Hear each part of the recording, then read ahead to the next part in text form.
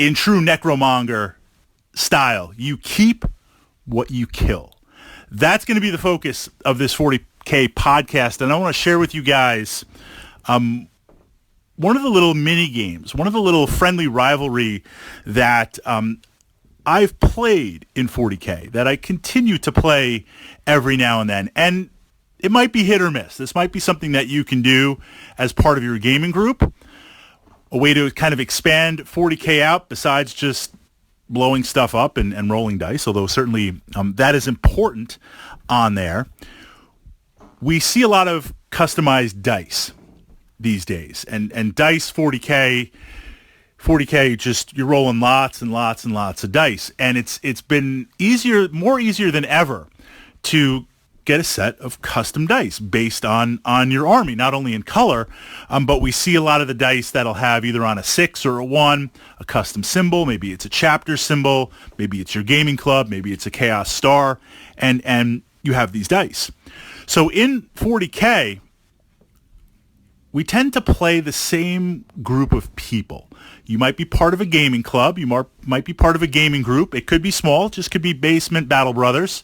You know, the first easily 5-6 years I played 40K, it was the same 4 of us, literally in the basement every Friday playing 40K. And for a long time, that was my experience of 40K. It was only a number of years ago, around 2006, when I had the great fortune to play at Battle for Salvation in White Plains. And really now walking into that was like, wow, here's like 20 people playing all these armies and making those friendships, playing the same people in a very good way a couple of times a week.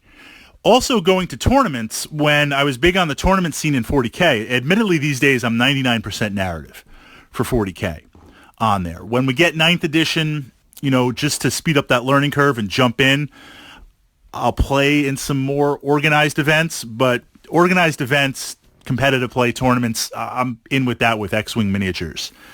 Not that that has any bearing on this vlog, but one of the things that we would do, friendly rivalry, everyone has their favorite army, and in building that army up, you collect the models, but it's also easier these days, and a lot of us have custom dice for the army. Maybe it matches the color of your army.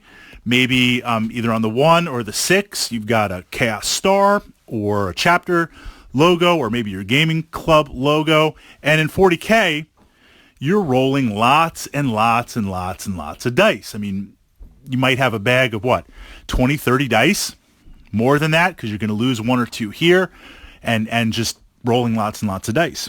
So with my friends and with people that I would meet a couple of times a year on the tournament scene in 40K, and we had a friendly rivalry going, we would play, whoever wins gets to take one of the dice from their opponent on there.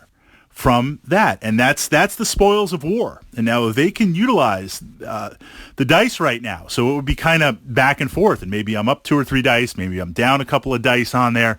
But it was interesting. It was an interesting narrative, because over time, you know, maybe like over a year of playing, you've got this literal collection. You know, I was going to say for Khorne skulls, because I really do this with my Chaos Army. I can't actually take skulls, but I can certainly take some dice if I win. And I guess Khorne is happy if you win too and you take some of my dice, but just 1. So we're not depleting everything. But some of the ways, some of the interesting, some of the creative ways that you can look at your 40K hobby. Yes, we're going to try and win. Yes, we're going to bust out the tactics. We want painted armies. We want terrain.